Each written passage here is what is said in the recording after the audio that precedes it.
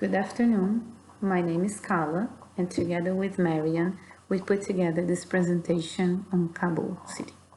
Kabul is the capital of Afghanistan and is located on the eastern part of the country. The population is around 7 million. The city is surrounded by sharp, rocky hilly mountains. More than 1 million Kabuli residents live in the hilly areas with little access to road and other basic services. Here in this map, you can see how the city is segregated by income, where the poor live in the hilly areas and the rich in the flat areas, and also between tribes on this social and ethnic segregation.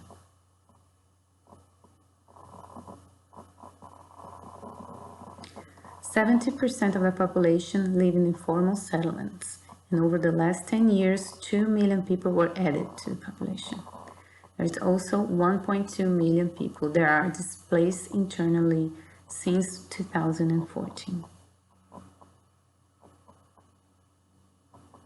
A wicked problem is a segregation.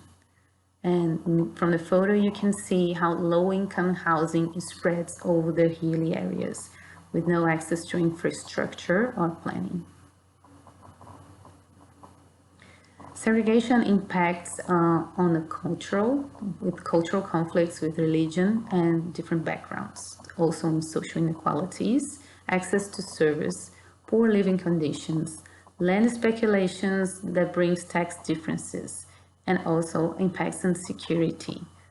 The city functions differently depending where you live.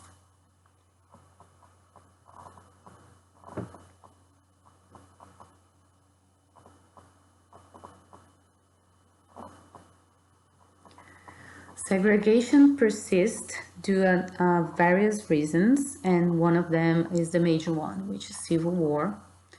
Urban growth contributes, and discrimination, hate crimes also.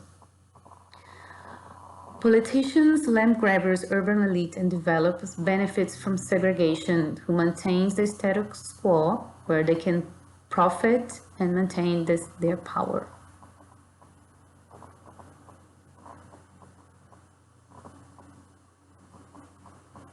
So our major wicked problem is segregation that is caused by war, cultural access, urban growth, and economic instability.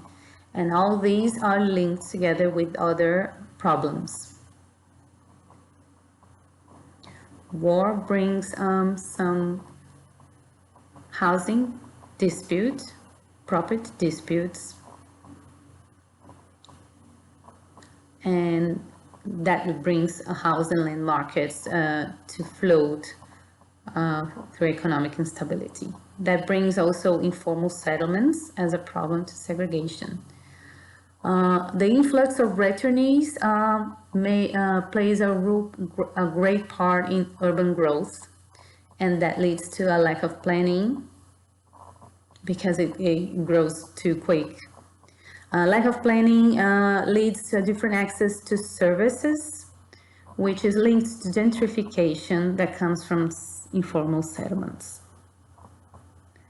House and land markets bring differences in tax as well, that is linked to economic instability.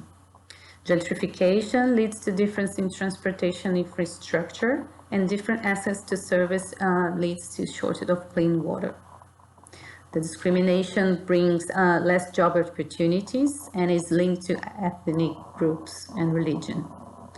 From this slide, you can see how segregation is a complex and wicked problem because it's non-linear. It's all tangled, you can see from the arrows and the boxes. It has different dimensions and various levels. Segregation, resilience is about the stability of economic landscape in face of shock.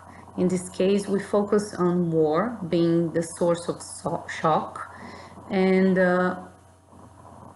Kabul is now recovering from war. So from these three stages of segregation, Kabul is still in recovery.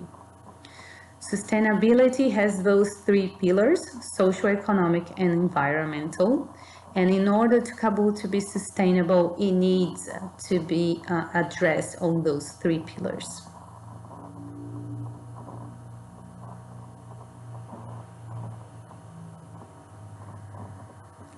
this is an example of how the government of Kabul is facing with this new master plan that is focusing in linking the informal settlements to the rest of the town through a variety of linkages and transportation, as you can see here, and BRT systems that will also accelerate economy, and also bringing more mixed-use areas, commercial and residential, linked to the transportation, and also giving agricultural belts around the city and protecting the hills.